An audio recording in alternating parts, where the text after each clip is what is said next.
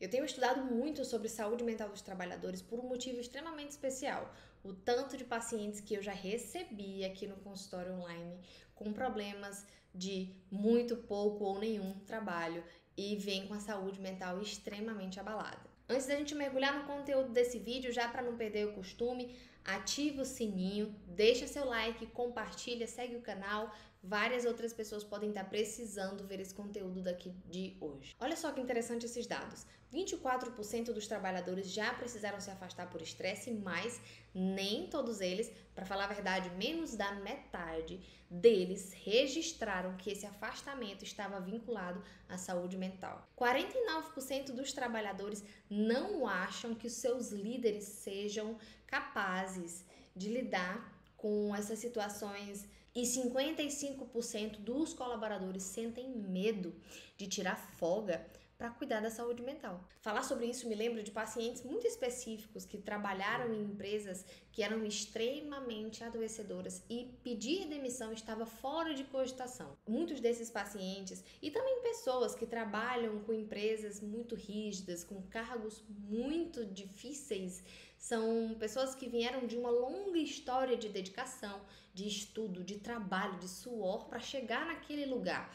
Então, pensar na possibilidade de sair, de pedir demissão é algo assim irreal, não tem essa possibilidade. Então, a questão que ficava para mim era como que eu ia ajudar aquela pessoa, aquele ser humano, a sobreviver dentro de um ambiente adoecedor que ele não pode mudar e que ele não vai sair dali. Fica muito claro para mim que não faz sentido, e isso é uma coisa que a maioria das pessoas fazem, mas não faz sentido para mim e também não é justo pegar essas pessoas, esses funcionários e fazer um tratamento medicamentoso simples assim, básico, como se isso fosse resolver as questões, porque na verdade, na imensa maioria dos casos, quem está doente é a própria empresa, é a própria organização.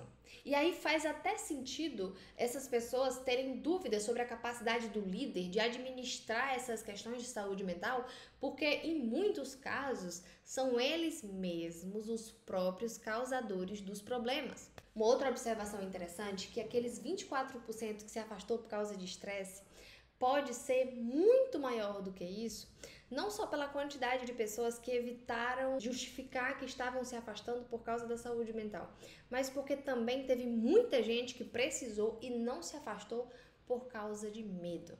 Medo de ser desligado, medo de virar motivo de chacota, medo de julgamento, medo de se expor, medo de não se sentir mais capaz ou apto para fazer aquela determinada função. E isso é muito triste. Sabe o que é relevante você saber com tudo isso? É que as empresas, querendo ou não, você concordando ou achando bonito ou não, as empresas estão interessadas em lucro.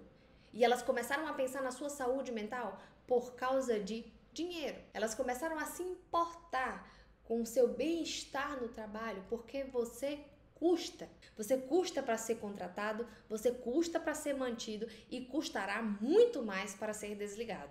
Tudo envolve dinheiro e eu não estou exagerando, tá? Eu não sei se você acha isso bonito, se você concorda. Essa é a sociedade capitalista, você concordando ou não, gostando ou não, infelizmente essa é a nossa realidade. Partindo desse princípio, eu fico aqui pensando que medidas muito óbvias e superficiais, como montar um plantão psicológico na empresa ou fazer uma terapia barata, sim, tem muita gente que acaba fazendo isso, a meu ver não vai servir para nada. Afinal, de que adianta essa pessoa sair da terapia ou sair desse plantão e voltar automaticamente para aquele ambiente que te adoeceu? Isso significa dizer que eu não posso me dedicar exclusivamente àquelas pessoas que já estão adoecidas, porque aquilo dali é só a consequência de algo que está muito mais embaixo.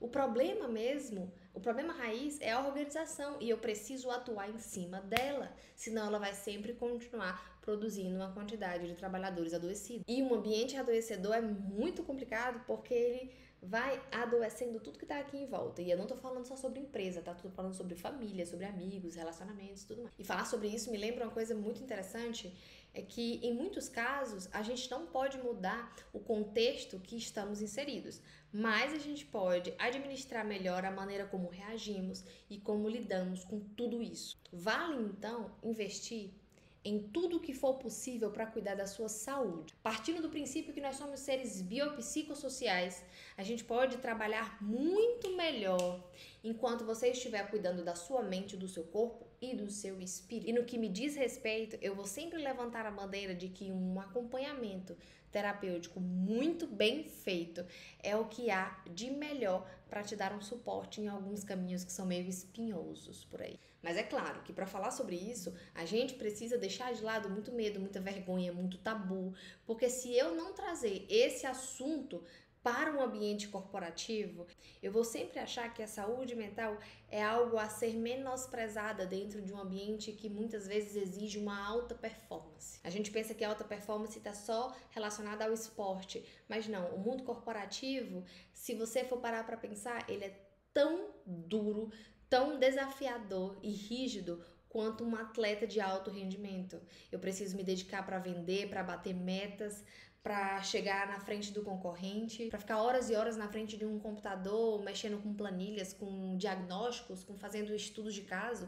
Então é algo que realmente precisa de muito cuidado e atenção. Se eu entendo que eu vou passar boa parte da minha vida sentada ou em pé, trabalhando com alguma coisa, eu preciso prezar para que aquele trabalho seja o melhor possível para mim.